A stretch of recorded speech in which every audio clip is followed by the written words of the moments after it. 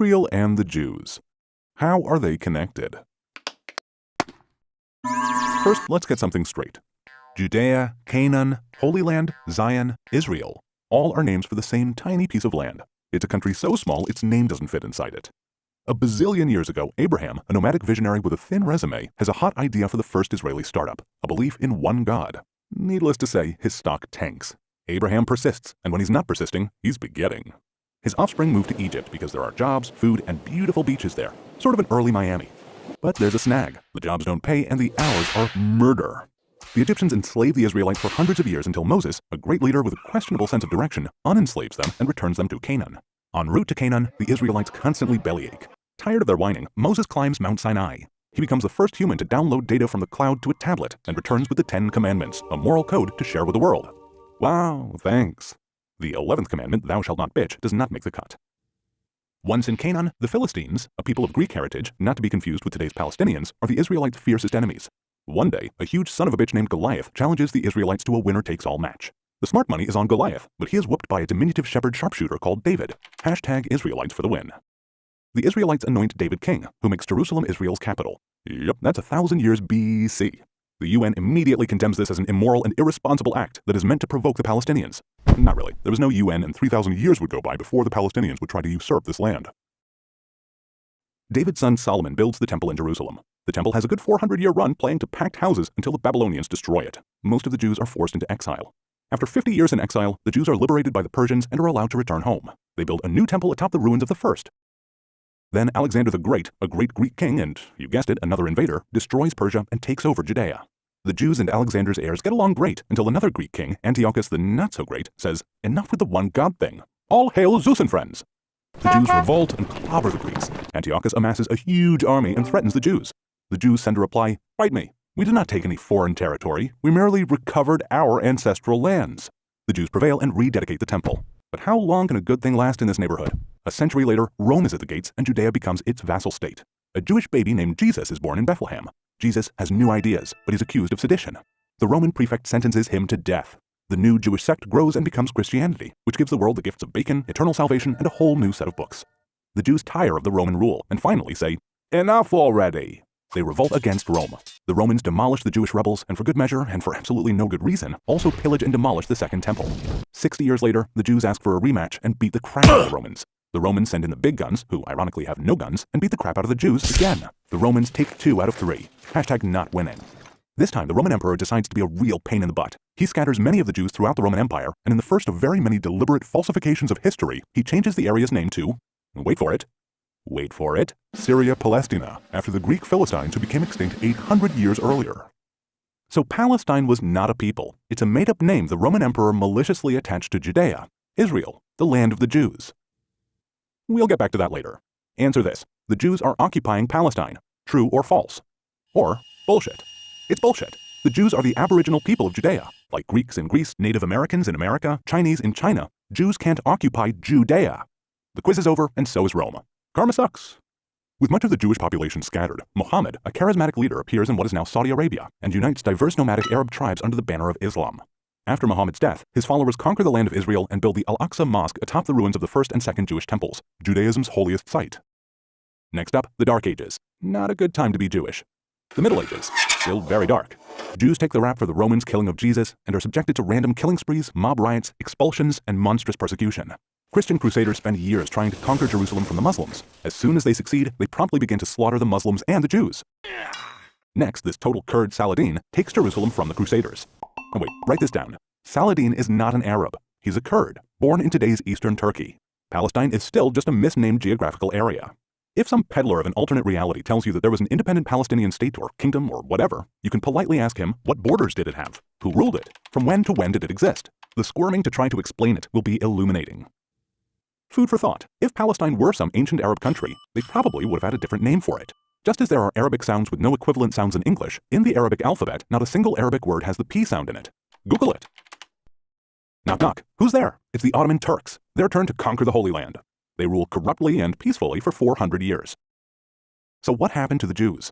Despite all attempts to eliminate, exterminate, exile, and forcibly convert the Jews, they consistently and continuously maintained a presence in the land of Israel. Jews from almost every country under the sun, in ghettos in Poland, under the Inquisition in Spain, and in concentration camps across Europe, focus their prayers on Israel, the only place where they have been able to do what every nation does, construct their own society according to their own ideals. Ready for a question? Okay. Jerusalem is just as sacred to the Muslims as it is to the Jews. True or false? 5 Pinocchios. Jerusalem is mentioned over 800 times in the Bible and 0 times in the Quran. 0 as in zip, nada, nil, not even once. Feel free to fact check. From its first days under King David, Jerusalem has served as the capital of only one nation, the Jewish nation. The 1880s see increased immigration of Jews returning to their ancestral homeland. The malaria-ridden swamps are drained and agricultural communities thrive in the once barren hills. The 19th century. Revolutions and reforms are in the air. Nations crave freedom. The Jews around the world feel it's time. A journalist named Herzl founds a Zionist movement for the return of Jews to their homeland. As more Jews come to the Holy Land, the resulting economic boom attracts Arabs from as far away as Algeria and Syria. A quick quiz. The Jews are not a nation. True or false? The Jews are the only nation on earth that inhabits the same land, bears the same name, speaks the same language, and worships the same God that it did 3,000 years ago. You can argue with a taxi driver in Tel Aviv about which route to take using the same language that Moses used to lead the Israelites out of Egypt. World War I is over. The winners hold a conference in San Remo, Italy, called, for the lack of a more original name, the San Remo Conference, to redraw the map of the Middle East. They create new borders and new countries. An area approximating present-day Israel plus Jordan is given to England. Their assignment and sworn task is to establish thereon a national home for the Jewish people. There's no mention in the document of granting land to any non-Jewish entity. The plan is to give the Jews back the land taken from them by an endless string of empires. The plan is ratified unanimously by the League of Nations, today's United Nations. The Brits waste no time in screwing the Jews. They welch on their promise and give more than 3/4 of the territory to Abdullah, a Saudi prince, for another brand new Arab state called Transjordan. Maybe they mistook Abdullah for a Jew. As to the rest, guess what? Of all of the new borders and new countries created since World War I, the only area that is referred to as occupied by some and disputed by others is that tiny piece of land allocated to the Jewish people. All other decisions are considered binding by most of the world. To prove their claim to the entire land of Israel, the Arabs launched terrorist attacks against the Jews. By this time, everyone living in the area called Palestine is called a Palestinian. This includes all the Jews, Arabs, Muslims, Druze, Christians, and a camel named Benny. In Europe, the satanic Nazis are dedicated to exterminating all the Jews. Jews everywhere fight on the side of the Allies. The Central Arab leader, the Grand Mufti of Jerusalem, meets with Hitler, and he's not there to talk about buying a summer home in Bavaria. 6 million civilian Jews, including 1.5 million Jewish children, are exterminated before the Nazis are defeated. But we digress. The land of Israel does not belong to the Jews as compensation for their suffering. It is theirs by indisputable aboriginal rights derived from their indigenous birth and uninterrupted presence for over 3,000 years. The Holocaust is over, but Arab attacks against the Jews of Palestine continue. Now, an actor who has disappeared 2,000 years ago comes for an encore, the armed and proud Jew.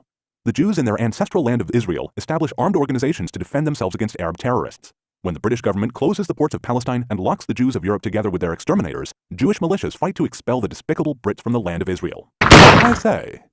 After endless, fruitless peace talks to try to get the Arabs to accept any Jewish homeland in Israel, the British have had enough. They peace out and dump the problem on the newly created UN. The UN decides to divide the remaining small territory into the first Jewish state in nearly 2,000 years, a 22nd Arab state, and a third significant area that includes Jerusalem that would be internationally controlled. By 2021, the world is blessed with 56 Islamic countries, over 100 Christian majority countries, and one tiny Jewish state. So that you understand, the entire territory allocated to the Jews is about the size of Connecticut. Today's Israel is slightly larger than New Hampshire. Egypt is 36 times as large as Israel, and the United States is 350 times as large. The Jews accept the UN proposal. Remember the phases? That's your land. Okay. No, actually, that's the only part you get to keep. Okay. No, as a matter of fact, this is the only part you get. Oy vey. The Arabs reject even this plan, vowing to push the Jews into the sea. Having a massive numerical advantage, 5 Arab states, each with a standing army and a total population of over 30 million people, attack the newborn state of 600,000 Jews. It's David versus 5 Goliaths. 1,000,000 to 1 shot comes in. David wins again. Israel repels the attacks and declares its independence. 711,000 Arabs flee from Israel. 156,000 Arabs choose to stay and are brutally given Israeli citizenship and civil rights. 850,000 Jews are driven out of the surrounding Arab countries. Jordan annexes the West Bank, including the holy sites in Jerusalem. They sack, loot, pillage, and desecrate every synagogue and Jewish cemetery in its territory. Egypt claims Gaza. Despite total Arab control of the West Bank and Gaza from 1948 to 1967, the Arab world does not establish a Palestinian state there. Do you get this? They have total control of the so-called occupied territories, and they don't create a Palestinian homeland. Time to test you. Israel is an imperialist country. True or false? Let's look at this ruthless empire. Let's look at how Jews take over the world. Oh, just a moment. The green part is Muslim countries. Look how they conquer the world. Just a moment, let's get closer. If you squint a little, you can see those colonizers. Let's tell the world that if they only give us a little more of their land, there will be peace. There's a sucker born every minute. But now, Israel commits the most horrific racist genocide of all times. From the 156,000 Arabs that decide to stay in Israel after the war in 1948, only 472,000 are left by 1972, and a mere 875,000 by 1990. And wow, this just in, only 2 million Arabs are left in Israel by 2021. Guess how many Jews are still in Arab lands? Hint, in most Arab countries, the number is so small a centipede could count them on his legs. Fast forward a couple of wars to 1964. The Arab League creates the Palestinian Liberation Organization, the PLO. They mobilize the local Arabs, indoctrinate them with hatred towards Jews, and unite them for the first time in history as the Palestinian people. Mazel tov, a nation is born, the Palestinians. Article 24 of their charter states that the Palestinians have no claim to the West Bank or Gaza, which were under the control of Jordan and Egypt respectively. Their charter calls for the total annihilation of the State of Israel. 3 years later, Israel liberates Gaza and the West Bank, and the Palestinians immediately amend Article 24. The stubborn Israelis refuse to be annihilated and are subjected to constant terror attacks continuing to the present day. Pop quiz. The terror is a result of the occupation. True or false?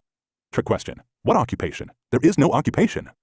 Judea, Israel, is the land of the Aboriginal Jews. Their indisputable connection to their ancestral homeland is undeniable. It's in the archaeological evidence, the historical record, and the genetic analysis. Arab terrorism started about 50 years before what uninformed people call the occupation, so that can't be its cause. Is it retaliation by anticipation? And then there's this war that lasts 6 days. It starts when the Egyptian army moves towards the Israeli border and Egyptian President Nasser boasts, "My army will destroy the Zionist entity." 6 days later, Israel crushes the 4 Arab armies that attacked it, conquering the Sinai Peninsula, including Gaza from Egypt and the Golan Heights from Syria. They liberate the so-called West Bank, including the old city of Jerusalem from Jordan. After almost 2,000 years, the Israeli flag is raised over the Western Wall, a remnant of the Jewish temple, where members of all religions can now pray freely. Since it was built by King David, Jerusalem has been attacked 52 times, besieged 23 times, ransacked 39 times, destroyed twice, rebuilt 3 times, and captured and recaptured 44 times. 3,000 years later, Jerusalem remains the indivisible capital of Israel. No country's birth certificate is more legitimate than that of Israel. Pop quiz. Israel is rich and the Palestinians are poor. True or false? Mostly true, but why? Have you ever wondered where all the money donated to the Palestinians go, or how Yasser Arafat, the PLO's first president, became the first Palestinian billionaire? No clues needed here. The Palestinian Authority, to this day, uses the foreign aid it receives to pay over $345 million a year to convicted terrorists and their families. After another failed attempt by the Arabs to destroy Israel, a peace agreement with Egypt is signed, then with Jordan, and more recently with African and Gulf states. It just goes to show, when Israel has a partner for peace, it doesn't take long for peace to materialize. Pop quiz. Israel is an apartheid state. True or false? Hogwash. Over 20% of Israelis are Palestinians with full and equal rights. Among Israeli Palestinians are doctors, Supreme Court justice, generals, a Miss Israel, and members of parliament. The Arabic language is recognized under special status in Israel. Palestinians in Israel are freer than in any Arab state. Does that sound like apartheid? You call it. The Palestinians demand a state of their own, clean of Jews. That's because they hate racists. What is it about world leaders that they are comfortable with the concept that if it's a Jewish territory, the rights of the Arabs must be respected, but if it's a territory for the Palestinian state, it must be free of all Jews? What gives? In 2005, in a thunderstorm of irony, Israel commits ethnic cleansing. It forcibly relocates the entire Jewish population of Gaza, over 8,000 people, creating something that no other civilized country would dare do. With hope for peace, they hand over the entire area to the Palestinians without a single Jew in it. The gratitude is instantaneous. Rockets start flying into Israel. Instead of building Gaza into a thriving, peaceful society, it becomes a terrorist base hell-bent on destroying Israel. So deep is the Palestinian hatred of the Jews that in order not to be seen as taking anything from them, they demolish an extensive infrastructure of greenhouses purchased for them by American donors and which provided thousands of jobs. Here's a present. It's a quiz. Gaza is a huge concentration camp. True or false? It's a big fat lie. The most common medical condition among Gaza's women is obesity. Not exactly the usual concentration camp malady. It's true that to protect Israeli civilians, they can't cross into Israel, but they also share an 8-mile border with Egypt, a Muslim state. Why is it that only Israel is accused of not letting them out? Why don't their Muslim brothers allow them to pass through Egypt? It's for the same reason that Israel doesn't. 2005 sees an increased danger to Israel's security and legitimacy. The attempts to demonize, delegitimize, and criminalize Israel by some Arab nations is joined by non-state actors such as BDS, J Street, and the New Israel Fund. These Jewish and non-Jewish anti-Semitic provocateurs spread outright lies and malicious misinformation in an attempt to destroy the modern state of Israel. This is the sweetest thing that can be said about them. After Dachau and Auschwitz, Jews have learned to overcome the likes of these. But not everyone has been drinking from this anti-Semitic Kool-Aid. Many world leaders have loudly and consistently spoke out in support of Israel. Israel must exist and has the right to exist. Israel is the child of hope and home of the brave. You're just going to have to get used to the fact that Jews defend themselves. And another damn quiz. The UN is always condemning Israel. True or false? True. Israel is delegitimatized and demonized at the UN like no other country in the world. If Algeria introduced a resolution declaring that the earth was flat and that Israel had flattened it, it would pass by a vote of 164 to 13 with 26 abstentions. Over 70% of all UN General Assembly resolutions single out Israel. Criticizing Israel politics is not anti-Semitic. Disproportionately criticizing and demonizing Israel is anti-Semitic. When Israel expels 12 Palestinian agitators, the UN goes ballistic with condemnations. Kuwait and Saudi Arabia expel 1 million Palestinians after the Gulf War, and it's not even put on the UN agenda. Palestinians claim that the key to solving all the Middle East problems is the resolution of the Palestinian-Israeli dispute. If the pure force of repetition would make it true, then this claim would rank right up there with Newton's laws.